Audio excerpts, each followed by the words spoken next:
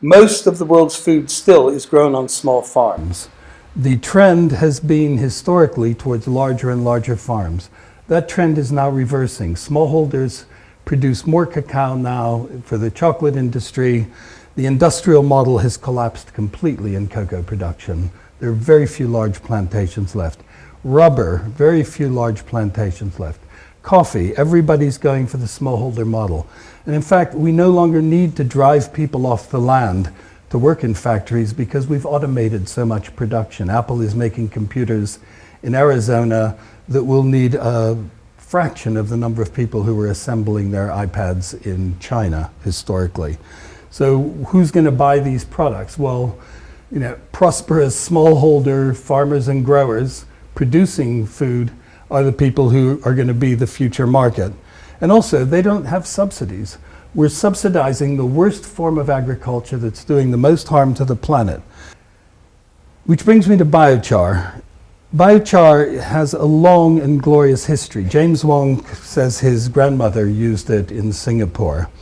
The origin of the discovery actually goes back to a guy called Francisco de Orellana, who was with Pizarro in Peru looting Inca treasure, and in Colombia looting gold. And they heard that there were even richer places down this river. So they built a boat, and Francisco went off to loot the gold from the cities down this river. He never got to shore. The boat, because people by then knew that white people carried diseases that killed you almost instantaneously, colds, measles, smallpox, that sort of thing, which they had no immunity to. They showered his boat with arrows and spears, and he said it looked like a porcupine by the time he actually escaped. And he couldn't go back upriver, so he sailed down. He meticulously mapped the river as he went down and where these population centers were, but never actually went ashore. These were, by the way, matriarchal societies, so he described these warriors led by women with hair down to their knees and gold around their necks. So the gold was there, but they couldn't get their hands on it.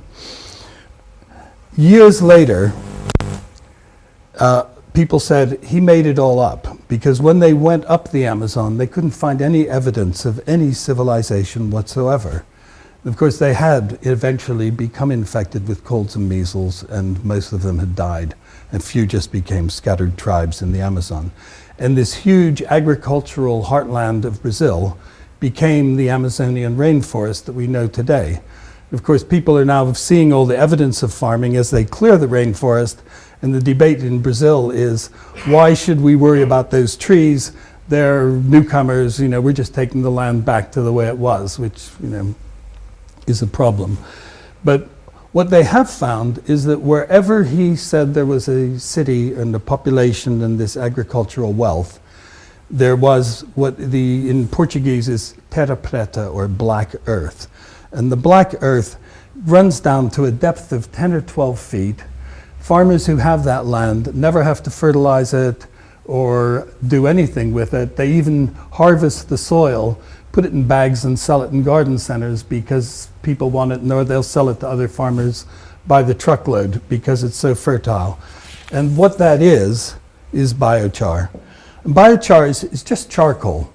But if you look at the image on the right, when you pyrolyze something, in other words, when you turn wood into charcoal, the cell structure remains. So you keep the carbon skeleton that the tree or the wood has been built around, but you're getting rid of all the moisture and the mainly carbohydrates and hydrogen and oxygen that comprise that wood, and you're left with the carbon. And that porous structure has certain characteristics. One, microbes love it. So bacteria and mycorrhizae fill every one of those pores because they get eaten by other things in the soil. When they go into those pores, they don't get eaten because the larger things, nematodes, mites, protozoa, can't get into those pores. It has a high surface area that adsorbs. It sticks to mineral nutrients. So when it rains, nutrients don't wash out. They stay in that upper soil level. That having those bacteria and fungi, high population, reduces the incidence of plant disease, and I'll come back to some examples of that. That obviously is going to help soils retain moisture as well. The porosity, biochar will hold 6 to 8 times its own weight in water, so the soil doesn't dry out as quickly. And on top of all of that, when you put it in the soil, because it stays there for anything from 10 different researchers have found different figures using different kinds of biochar and different kinds of soil, but the general estimate is that it lasts at least 10 years, at most 3,400 years.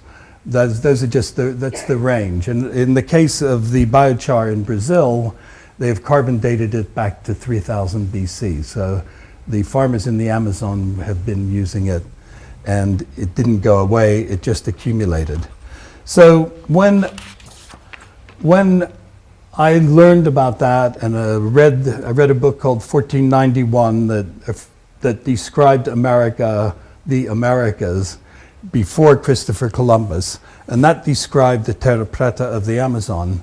A little light bulb went on in my head, because I'd always, as a supporter of organic farming, wanted to see carbon pricing that would drive down the price of organic food, raise the price of industrial food, and get to that sweet spot where organic food was cheaper than industrial food, because the industrial food had to internalize the costs that it was externalizing. Biochar just was the icing on the cake of that. So I set up a company called Carbon Gold to try and commercialize biochar and actually get it out there. Well, one of the things we developed was a kiln so that you could actually make biochar. And there is one, whereabouts are you again? Horham, near Horham. I've got one in Stone Link. We have 10 of them in Belize. We have one in Fiji. We have one in Turkmenistan, one in Ecuador being used on cocoa pods. They're using biochar there to stop lead and heavy metal uptake by trees. And one in Scotland at Whitmuir Organics that is producing biochar as animal feed, which I'll come back to. So we developed a simple kiln. The idea was really to double the yield that you would get from a traditional ring kiln, the kind that was being used in Sussex for the last, when the iron industry was all based in the Weald, and reduces the emissions, because instead of having emissions, you recycle them, burn them, and that gives you your heat for the process. So we have really two companies. The company that makes, they're in under one umbrella, but that makes this particular kiln that's very appropriate for developing world use. And you can put it on the back of a pickup truck and move it from place to place. We also have a larger kiln that can fit on the back of, in a 20-foot container, a container truck, and that will produce 700 or 800 kilos in a 6-hour period, or 1,400 in a 12-hour period. So that's a more high volume one. And we started doing trials. The very first ones were on my own land in Fairlight, just outside of Hastings. And we just laid down rows of biochar, dibbed it in, and dropped in these plugs. And the interesting thing there, it wasn't a very scientific trial, I just wanted to see what happened, was that it snowed in November, and the snow sat over all the vegetables for about 3 or 4 days before it finally melted away. And the lettuces that had been planted, I had winter lettuces, but they just couldn't take that much snow. And I think 2 out of 2 whole rows survived. About 10% of the biochar lettuces died. So most of the lettuces on the biochar channels were survivors. We instituted slightly more professional trials with Alan Schofield is probably the granddaddy of organic growers. He started 25 years, 30 years ago, and was one of the very earliest people, one of the pioneers of organic growing. So he was getting good results. John Overorder and Jill Vaughn have Delftland plants. You may have bought their plants. They do organic plugs, organic plants by post. So if you want to just get really nice cabbage plants and what have you, they will supply them to you. We also, Martin Kaluli at the Plumpton College did trials with broad beans, got increased root growth and also earlier flowering and earlier bean production on broad beans. James Wong said, I love the soil improver, and commented that paradoxically it improves drainage, but it also improves water holding. And that's one of the, I realize that chalk is a very different story, but with clay, when it dries out, it's like bricks, and then when it's wet, it's just thick, sticky mud. So if you have biochar, the physical drainage that the biochar gives is like putting grit into clay, but it holds moisture so that when the clay is drying out, it doesn't dry to that impenetrable brick-like texture that makes plant roots very hard to penetrate. Mark Diacono worked with Hugh Fernley Whittingstall and has Otter Farm. He mainly commented on root growth and watering less. And some people have trouble with a biochar compost because you don't need to water it as much because of its water retaining property. But when you look at the surface of the soil, it may look dry, or in plugs, plants. When you're propagating, it looks dry and you tend to overwater, and some people have had problems with waterlogging that until they get the hang of that.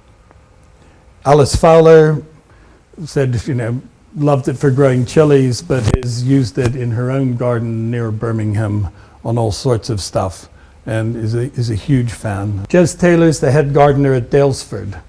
Dalesford Farm in Morton and Marsh, organic farm belonging to the JCB family. They have they have a couple of, I don't know, they don't have one in Brighton or Lewis yet, but they're opening up farm shops in Chelsea, Notting Hill, places like that. And he's their head gardener. Again, likes the water holding. I'm talking a lot about water holding. I know that it's not the uppermost anxiety in most people's minds at the moment, but it will be. Keep the faith. It's going to stop raining one day. And Andy Dibben, who runs a community farm, which is just south of Bristol, again, water retention is an issue, and their soil dries out quite quickly. And so, again, he said it needed getting used to get the hang of how to use it.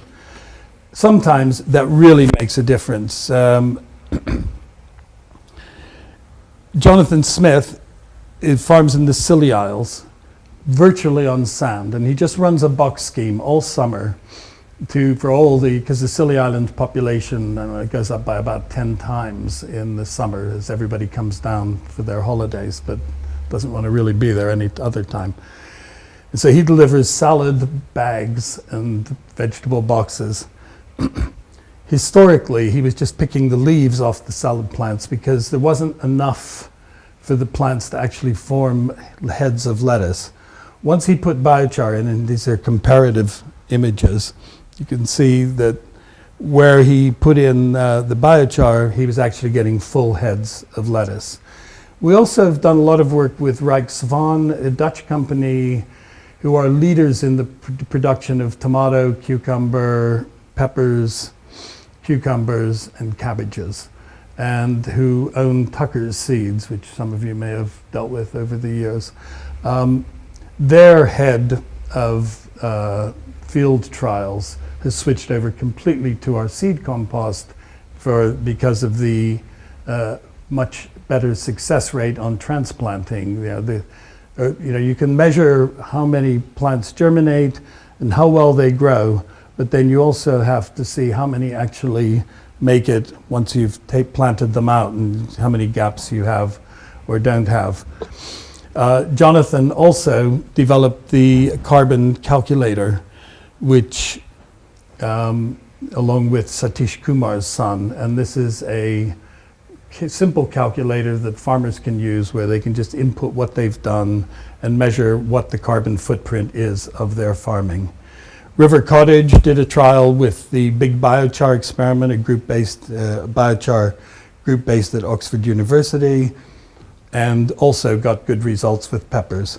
And Susan Hampshire is absolutely, she and I are both judges on something called Gardening Against the Odds. It's on the Sunday Telegraph, where every year we judge people who have, the Huntingdon's Korea Gardening Society in Southend, or a woman in Somerset who fell off a horse and is in a wheelchair and had her garden adapted, or some homeless people in just near Waterloo Station who are now going out to other homeless centers, teaching people how to grow vegetables so that when people get up in the morning, they have, they go and water their plants instead of looking for the kind of special brew or whatever. So it's very much about gardening as therapy. And she's one of the judges. And I went in there to the judging last year, and she just said, "Oh, your carbon gold, da da da da da," and all my neighbors are talking about my olives and lemons. So it was very gratifying. But that's the small scale stuff. We also deal with a company called the White Salads Group that are originally based in the Isle of Wight. They have 250,000 square meters under glass in the Isle of Wight. They have 250,000 square meters of tomato production only in Portugal.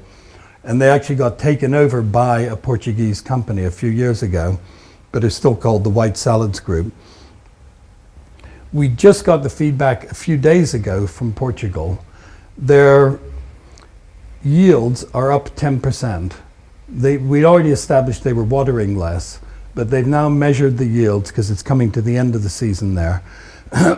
It's up, yields are up 10%, and the nematodes, which eat the roots of tomato plants, the measure of nematodes in the biochar soil was incredibly low. They couldn't quite believe it, but that would explain the yield increase, because if you haven't got something eating the roots of your plants, then they're going to produce more fruit at the top. We also supply biochar to Forest Green Rovers, which is the football team that belongs to Dale Vince, who is the owner of Ecotricity, the green electricity company. And they've also just sent soil samples to Laverstoke Park, which has the laboratories to analyze this sort of thing. And they've found a very low nematode level.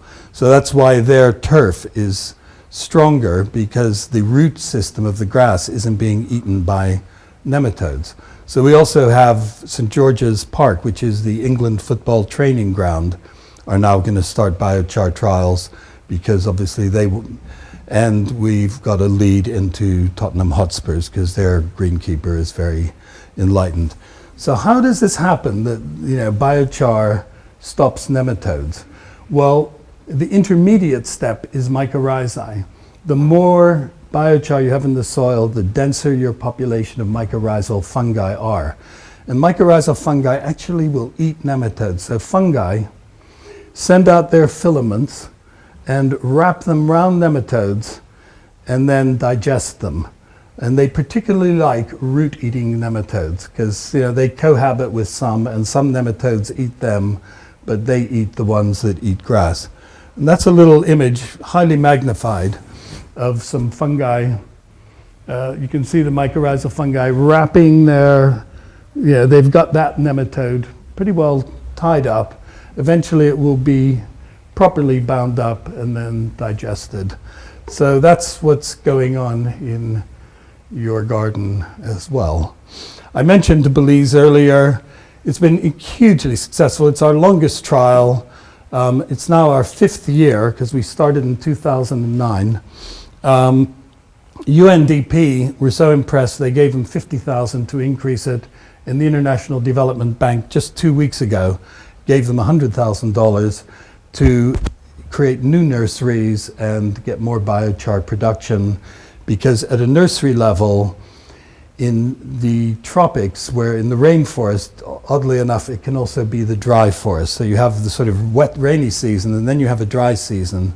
And the nurseries struggle with seedlings because they need to be watered. And there was one case a few months ago where for 3 weeks there was no water supplied to the village where the nursery was, and the nursery seedlings without biochar all went yellow, and the ones with biochar were still green. So that kind of convinced the farmers that if they needed any more convincing. And I've just been in Dubai, I can borrow my tan, but I was there to visit the Desert Group, who are, and they have a subsidiary called Desert Turf Care, and they have a garden center, but their whole orientation is towards, and they have a huge palm tree nursery where they raise date palms and other kinds of palms. They're just getting into biochar, but we went to see the commissioning engineers and the landscapers for the Abu Dhabi Presidential Palace, which is going to have 1,700 tons of biochar spread through its ground at different levels, but between 5 and 10% by volume, because in Abu Dhabi, water is desalinated, so it really does cost money. It's, you know, on top of the cost of labor of watering, the big cost is just making water. And because they pumped out all their groundwater now is slightly saline because the seawater has leached in. So they want to stop taking that water out, or when they do take it out, they still have to dilute it with desalinated water in order to get it to not to kill their plants. Well, that's what the palace looks like. I went to somebody's porta cabin right about there, and but there, once that is done and it's established, the demand, because that's a sort of a model of the future of gardening and farming in the very dry Gulf, where they was the Garden of Eden, now it's a desert. They're gradually restoring it, replanting, and it's amazing. You know, when you get your trees in, if you do it properly and landscape it properly, eventually you don't even need to irrigate. The trees survive the driest part of the year and grow back. The other big thing about biochar is it replaces peat. A biochar compost has the carbon characteristics of peat. Biochar with coconut coir in particular, but also with green waste compost, has the water holding and the nourishing qualities that you get from peat. So we can get rid of our dependency on peat. Monty Don, of the president of the Soil Association, bats on about it, but the Soil Association still allows peat in organic farming, and we're trying to rectify that. If you put a ton of peat on the ground, you have a carbon footprint of 2.5 tons of carbon dioxide. If you put a ton of a coconut coir and biochar compost on the ground, you have a carbon footprint of -3 tons of carbon dioxide, because your whole trajectory of carbon, the hurricane in the Philippines is an example of this. They're going to turn most of the coconut trees that blew down into charcoal. Now, a lot of that will go into the barbecue market, but those trees are huge repository of carbon that sadly have been blown down because of weather that you could attribute to climate change, and we're on that vicious cycle and we have to get off. But 2 against -3 is 5. So really the move from peat to a good biochar compost is saving 5 tons per hectare, or 5 tons of carbon dioxide per ton of compost per year.